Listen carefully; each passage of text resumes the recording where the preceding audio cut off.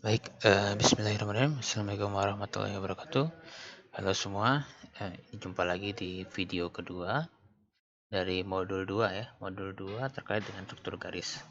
Jadi setelah kita membahas tentang definisi struktur garis, dari mulai apa saja unsur-unsurnya, lalu bagaimana cara penerapannya, bagaimana dia hadir di lapangan, dan juga silahkan rekan-rekan cek di modulnya ya, di modul teksnya.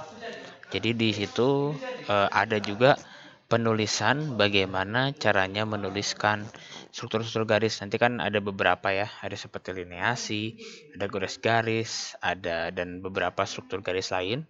Nanti silahkan dicek penulisannya karena penulisannya tidak terlalu sulit ya. Hanya seperti panah saja, lalu arah anak panahnya itu menunjukkan azimutnya. Nanti ditulis pelangnya berapa. Itu yang umum. Nanti silakan rekan-rekan cek ya. Menurut saya akan mudah dipahaminya. Oke, baik, kita lanjut sekarang ke bagian kedua. Kita lanjut ke contoh soal ya. Di sini ada beberapa masalah yang nantinya mungkin akan mengguide kalian untuk menyelesaikan soal di modul kedua. Baik, kita langsung saja kita ke masalah 1. Jadi ini soal cerita lagi. Jadi penjelasannya masih sama ya rekan-rekan ya. Jadi hanya mendapat soalnya saja sebenarnya. Jadi kayak suatu struktur bidang memiliki kedudukan 45 derajat is, n 45 derajat is, garis miring 30 derajat SE. Nah, ini kan struktur bidang, berarti ini merupakan kemungkinan strike deep bidangnya ya. Nah, jadi kita gambarkan dulu nih di sini. Jadi kita programkan 45E, berarti di sini kan kurang lebih seperti inilah ya. SE seperti apa? SE kan ke arah sini ya, berarti ya. Nah, oke. Pada bidang tersebut terdapat struktur garis berarah 180 derajat is. Oke. Dia memiliki struktur garis. Nah, struktur garis di sini nih. Berarti mungkin ini bidang sesar dan dia memiliki arah garis-garisnya ke sini ya. 180 derajat begitu. Nah, oke. Tentukan kedudukan dan pitch struktur garis tersebut. Oke, berarti tentukan ini ya, kedudukan dari garis berarti kan tren dengan pelangnya ya, tren dengan pelang serta pitch-nya berapa gitu kan ya. Kalau misalkan trennya kan sudah tahu nih kita nih 180 derajat, berarti kita lebih cenderung ke pelangnya dan ke pitch-nya. Oke, baik, kita langsung saja gambarkan rekan-rekan di model 3 dimensinya. Ini pendekatannya seperti ini ya di gambar sebelah kiri. Oh iya, saya disclaimer dulu. Sebenarnya cara ini bukan cara satu-satunya untuk menyelesaikan problem dari suatu bidang ke ruangan seperti ini ya. Ya, tapi memang ini cara-cara yang paling mudah saya rasa untuk diterima. Jadi silahkan di ini ya, dicermati dengan baik. Apabila rekan-rekan memiliki trik sendiri atau langkah yang menurut rekan-rekan lebih mudah, silahkan dilakukan ya. Jadi saya membebaskan kalian. Yang jelas setiap goresan, setiap tarikan, setiap garis yang digambar oleh rekan-rekan itu bisa dipertanggungjawabkan. Oke, kita kembali lagi ke materi. Jadi kita bisa melihat nih di sini ada modelnya seperti ini rekan-rekan ya. Jadi N45 derajat is nih di sini strike-nya, lalu bidangnya seperti ini. Bidang COED ya, COED ini struktur bidangnya. Nah, lalu ada garisnya nih, garisnya ini OA ya. Garisnya digambarkan oleh OA dengan arah N80 derajat is. Nah, seperti ini. Nah, nanti ada garis-garisnya ini OB sebenarnya. Garis struktur garisnya itu OB ya. OA ini trennya saja. Ini OB sebenarnya. Nah, nanti kita hitung pelangnya ya di sini ya. Dan nanti hitung pitch-nya. Pitch-nya itu mungkin di sini. Ini ya pitch-nya. Oke. Nanti kita lihat ya. Oke, baik. Nah, setelah kita menggambarkan model 3 dimensinya, maka kita gunakan proyeksi ortografi 2 dimensi seperti penyelesaian di struktur bidang. Jadi sebenarnya penyelesaiannya sangat sama. Makanya pastikan materi yang di modul 1 itu teman-teman sudah mengerti karena akan berhubungan dengan modul kedua. Nanti akan berhubungan dengan ke modul-modul selanjutnya begitu ya. Jadi tips saya jangan beranjak ke modul selanjutnya ketika memang Anda belum memahami modul sebelumnya. Nah, mau nggak mau harus, kalau misalkan masih belum paham, mau nggak mau harus coba dicari tahu lagi ya. Oke, baik. Kita lanjutkan. Nah, kita gambarkan seperti ini rekan-rekan ya. Ini strike-nya N45 derajat. Nah, dip-nya kan ke kanan ya. Berarti kita gambarkan seperti inilah. Jadi kita gambarkan garis bantunya. Ini sama sebenarnya kalau misalkan teman-teman bayangkan menghitung pelang itu sama dengan menghitung upper and dip kan ya? Sama persis dengan menghitung upper and dip. Tapi yang jadi permasalahan ada bagaimana cara menghitung pitch-nya di sini ya. Bagaimana cara menghitung pitch-nya. Oke. Nah, oh iya, saya belum jelaskan ya. Jadi ini ada garis yang ada bidang yang atas dan ada bidang yang bawah. Jadi ini yang atas ini itu yang normalnya ya rekan-rekan ya. Nah, yang B ini jadi seperti di enhance, seperti dinaikkan seperti itu ya. Jadi ini kan 30 derajat teman-teman ya. Anggapnya ini dipnya 30 derajat. Nah, kita geser ke atas. Jadi seolah-olah yang tadinya bidang itu begini ya, rekan-rekan. Mudah-mudahan bisa lihat kameranya ya. Bidangnya seperti ini kan ya. Nih. Ada sudutnya. Saya naikkan ke sini. Nah, gitu ya.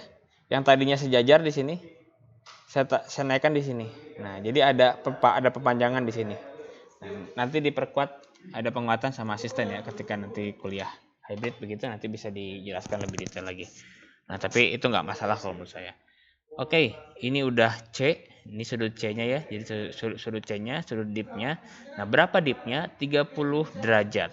Dip-nya 30 derajat. Kita buat seperti ini seperti biasa, rekan-rekan tarik garis kemana aja. Pokoknya yang jelas ini di 30 derajat begitu ya. Nah, setelah ini sebelum kita melanjutkan ke tahap selanjutnya menghitung upper dip yang kali ini kita ibaratkan dengan pelang. Oke. Lalu kita ya, ini kan punya panjang rekan-rekan ya. Ini panjangnya misalkan X begitu kan. Nah, X ini coba Anda tuliskan di sini. Nah, nanti akan ketemu titik di sini yang kita ibaratkan dengan D aksen kuadrat. Nah, di situ kurang lebih ya. Nah, caranya ada dua, teman-teman. Panjang ini coba ditulis di apa namanya? Diluruskan juga seperti ini. Jadi searah sejajar dengan CF. Nah, diterusin aja tapi. Nah, mungkin ada pasti di sini. Itu cara pertama. Cara keduanya adalah kalian gunakan jangka. Jadi ada jangka ya. Gunakan jangka. Titik jarum jangkanya di sini. Nah, pensil Anda di sini. Nah, silakan digerakkan ke arah sini. Nah, nanti dia akan membentuk titik D aksen 2 nih ya. D aksen 2 dan nanti tarik garis strike-nya sejajar dengan ini, sejajar dengan garis yang ini. Nah, tarik garis strike-nya di situ. Oke ya. Tarik garis strike-nya. Anda sudah menemukan nih ada D aksen dan D aksen 2. Nah, langkah pertama selanjutnya adalah teman-teman menentukan dulu pelangnya berapa. Oke, pelangnya begini kan. Jadi tarik lagi garis lain. Ini kita sebut OG ya di sini ya. OG dan ini ada GE-nya ya. Dari GE-nya yang ada OE di sini. Nah, ini kan untuk menentukan pelangnya berarti kita cukup dengan menarik garis ini kan. OA ya di sini ya. Menarik OA gitu. OA di sini ini kan garisnya ya 180 derajat. Jadi kan ini dari titik O di mana aja bebas kalian menempatin di sini boleh, di sini boleh. Ini dari O di sini tarik N 180 derajat is. Berarti kan ke bawah sini tarik sampai menyentuh sumbu strike yang DF ini ya. D aksen F ini. Nah, sampai menyentuh sini. Nah, setelah dari sini tarik sembarang, boleh ke kiri atau boleh kanan, tetapi panjang AB ini itu sama dengan panjang FD T ini ya. T kecil. Nah, tegak lurus ya, dari O, A, B tegak lurus ini ya, tegak lurus. Tarik panjangnya sama, lalu tarik dari titik B ke O, begitu ya. Nah, sudut yang ditemukan ini merupakan pelangnya. Ya, kita bisa let's say ini apparent dip-nya begitu kan. Apparent dip ketika azimutnya itu 180 derajat, itu sama aja caranya. Saya rasa teman-teman sudah mengerti ya di sini ya. Nah, yang kedua adalah bagaimana cara menentukan pitch-nya, Pak. Nah, cara menentukan pitch-nya adalah teman-teman kan sudah mempunyai bidang bantu ya di sini. Ini garis yang DE ini ya. Ini saya sebut F3 ya teman-teman ya, biar nggak pusing. Ini F2. Ini F1. Oke, dari F3 ini kan ada aksen 2, ada E di situ ya. Nah, dari titik A ini ya, titik A. titik ini. Nah, buat B-nya, buat B aksennya, ini di mana? Nah, tentunya kita sudah mempunyai bidang bantu F3, jadi kita tinggal tarik saja. Nah, di sini.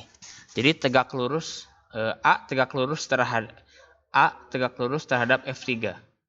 Nah, di F3 itu adalah nilai B aksen 2 ini, ya. Yang nantinya B aksen 2 ini ditarik ke bagian O. Jadi ini sudah ada garis bantu untuk pitch. Dan bagaimana cara mengukur pitch-nya, Pak? Nah, sekarang kita tinggal lihat sudut antara C, 0, dan B aksen 2. Seperti ini nih. Ini pitch-nya. Kita gunakan busur dan kalian ukur sudut antara C, O, dan B aksen 2. Nah, itu adalah sudut pitch-nya. Nah, nanti di situ kita jadinya tahu nih, dia strike deep ini kita punya bidang sesar dengan strike deep-nya sekian, lineasinya sekian begitu ya, dan pitch-nya sekian. Oke ya. Sampai sini silahkan dicerna dulu rekan-rekan baik-baik, kalau perlu di back lagi, dan kalau misalkan saya lagi belajar di video sebenarnya saya kasih tips biasanya diperlambat tuh, jadi 0,5 kali kecepatannya mungkin kalau misalkan perlu mencerna lebih lama atau Anda rasa saya berbicara kecepatan gitu ya. Oke, baik, kita lanjut ke masalah yang kedua. Nah, ini berangkat dari soal cerita lagi ya. Nah, ini teman-teman yang minat ke tambang ataupun dari teman-teman pertambangan ini akan menemukan real kasusnya nih seperti ini nih. Jadi mohon dicermati ya, spesifik. Suatu zona mineralisasi dianggap sebagai satu zona atau garis lurus yang merupakan perpotongan antara lapisan batu gamping dengan kedudukan N70 derajat E 40 SE dan dengan suatu korok andesit dengan kedudukan N140 derajat E 25 derajat SW. Tentukan kedudukan struktur garis yang merupakan zona mineralisasi tersebut. Berarti kan kalau kita bisa tangkap di soal ini, jadi zona mineralisasinya itu garis lurus yang merupakan perpotongan. Nah, berarti kan ada sesuatu yang bertabrakan ya kalau berpotongan ini ya. Ada sesuatu yang cross satu dengan yang lain. Nah, kita gambarkan dulu teman-teman semua. Batu gampingnya itu N70 derajat 40 SE. 70 derajat berarti kan di kuadran 1 ya, di sini ya. Nah, dipnya berapa? 40 SE berarti dia dipnya ke sini. Oke, satu sudah bergambaran. Satu lagi gimana?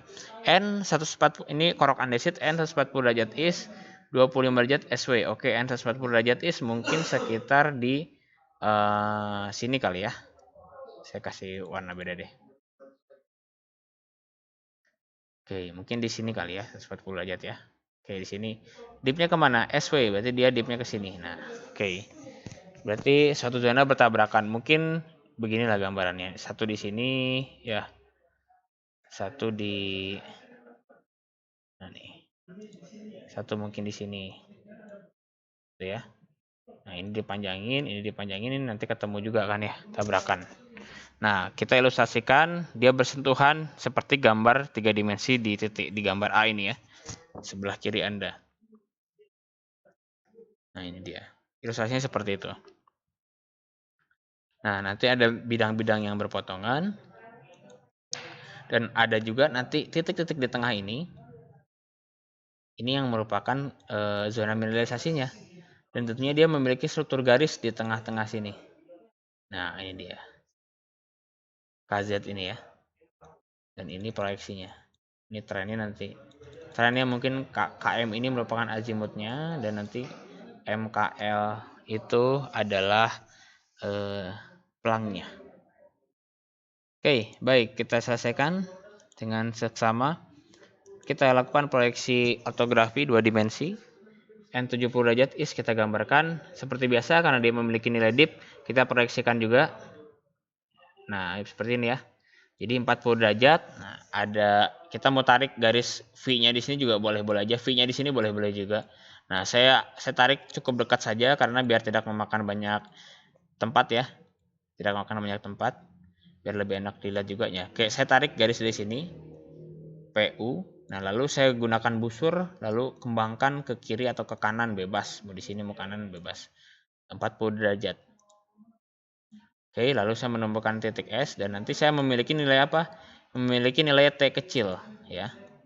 T kecil ini patokan ya, patokan untuk proyeksi teman-teman semua. Patokan untuk proyeksinya ada T kecil ini.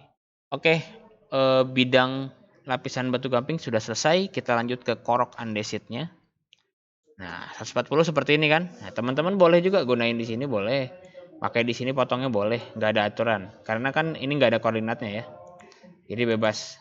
Nah, terserah. Nah, sorry, saya kehapus tadi. Ada T di sini. Oke, 140. Nah, saya proyeksikan lagi teman-teman semua. Saya tarik garis di sini. Nah, tetapi penarikan garis selanjutnya di sini. Ini garis ini tidak bisa sembarangan. Karena kita sudah memproyeksikan di sini kan. Kita memiliki nilai apa? Kita memiliki nilai T kecil. Otomatis Anda menarik garis B ini. Ya. Lalu berapa derajat tadi? 25 derajat kan ya? 25 derajat. Nah, Anda tarik di sini 25 derajat, ya. Terus panjangkan semuanya. Nah, sampai T-nya ini misalkan 5 cm. Misalkan 5 cm. Kalian ukur di sini di mana 5 cm-nya. Singkat cerita 5 cm itu saya dapat di sini.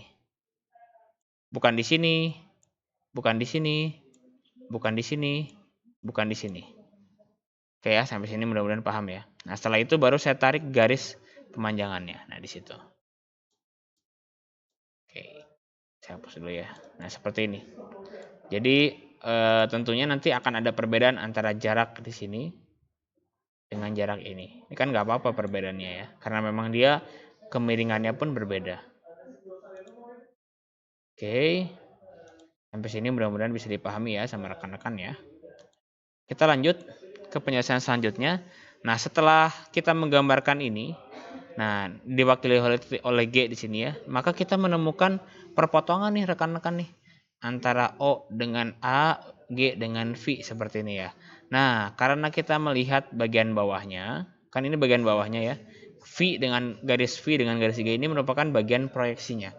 Bagian bawahnya. Nah, otomatis perpotongannya itu yang kita cari adalah di sini berarti. Penentuannya di sini. Ya. Tentunya nanti diproyeksikan dengan titik atasnya di sini. Nah, begini. Nah, bagaimana caranya terus? Caranya tinggal kita tarik lagi. Mau ke samping sini bebas, mau ke samping sini bebas. Sama nilainya, 5 cm. Sesuai dengan T. Nah, singkat cerita saya menarik begini ya, ke kanan. Jadi dia memiliki nilai T. Nah, disinilah struktur garisnya seperti ini. Nah, tentukan kedudukan struktur garis yang merupakan zona mineralisasi tersebut. Struktur garisnya di sini ya, kedudukannya berapa? Kedudukannya berapa? Dia kan miringnya ke bawah, ke arah sini ya. Dia miringnya ke sini, berarti ini adalah pelangnya teman-teman ya. Ini pelangnya. Dan ini adalah pitch-nya. Ingat ya teman-teman ya, bukan pitch. KM itu ininya, trennya. Atau azimut lah ya, sama KM nih.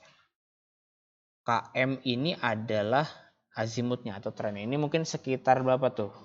Sekitar 200 atau 210 mungkin ya azimutnya. Nanti silakan kalian ukur dengan busur sendiri kan ya. Utara ke arah sini, berarti di sini mungkin sekitar N210 atau N200E. Oke, masalah kedua selesai. Kita bahas satu masalah lagi deh ya. Nah, ini dia. Ini lebih simpel soalnya, tapi mungkin lebih membingungkan untuk kalian. Nanti nggak apa-apa, dicerna dulu saja. Apabila memang tidak bingung nanti mungkin saya akan jelaskan langsung ya.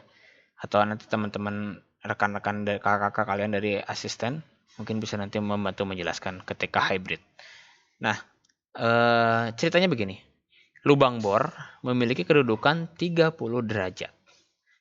N 45 derajat is. Oke, kita terjemahkan dulu. Lubang bor itu kan merupakan suatu lubang ya. Lubang, dan kalau kita ibaratkan ini garis begitu kan. Jadi dia tuh dari bawah permukaan bumi yang cukup luas kita masukkan satu spidol gitu. Kita bikin satu lubang begitu kan, yang seolah-olah menyerupai sebuah garis saja. Nah, dia memiliki arah azimut 45 derajat. Nah, dia mempunyai arah azimut 45 derajat dari arah utara dengan pelangnya. Jadi dia trennya 45 derajat, pelangnya 30 derajat. Oke, pelangnya 30 derajat. Nah, dari sini tentukan kedudukan proyeksi lubang bor pada penampang vertikal berarah east west, begitu ya. Nah, jadi seolah-olah seperti ini. Kita punya ini utara ke sini ya, teman-teman ya. Coba mungkin disesuaikan ya sama teman-teman ya. Atau gini deh. Gini aja biar enak sama di kalian lihat. Utara ini ke arah muka saya. Utara ke arah muka saya. Nah, geser 45 derajat, N 45 derajat is berarti ke sini kan? Nah, itu ya. 30 derajat pelangnya. Turun dia ke bawah 30 derajat. Seperti inilah kurang lebih. Nah, buatlah penampang vertikal berarah east west. Nah, gitu. Jadi, kalau misalkan kita membuat penampang vertikal, berarti seolah-olah kalian bentar ya. Saya butuh kertas, bentar. Oke, saya butuh kertas seperti ini.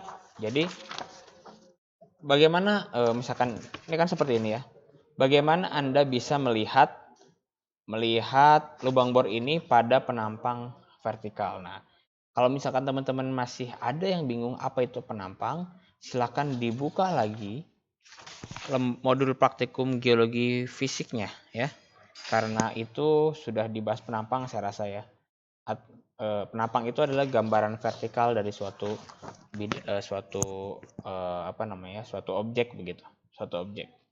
Baik, karena kita objeknya ini adalah di bawah permukaan bumi ya, di bawah permukaan, berarti kita melihat gambaran bawah permukaannya. Kita tuangkan di sini. Bagaimana caranya menggambarkan lubang bor pada kertas ini? Nah, sedangkan kan posisinya seperti ini nih. Apakah miring ke sini aja? Apakah miring ke sini 30 derajat? Atau ada proyeksinya? Tentu ada proyeksinya teman-teman ya. Jadi kalau misalkan saya kayak gini, kalau misalkan saya geser ke east west pasti begini kan bentukannya. Nah,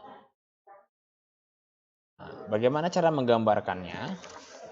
Nah, cara menggambarkannya itu sama modelnya seperti kita mencari apparent dip.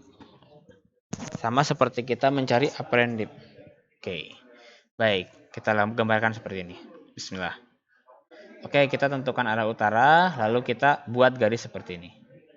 Oke, berapa tadi arah trennya? 45 derajat. Oke, kita gambarkan 45 derajat. Kita masukkan di sini O 45 derajat. Lalu dia punya pelang 30 derajat. Oke, kita ilustrasikan saja pelangnya. Kita buat proyeksi seperti ini. OA begini ya.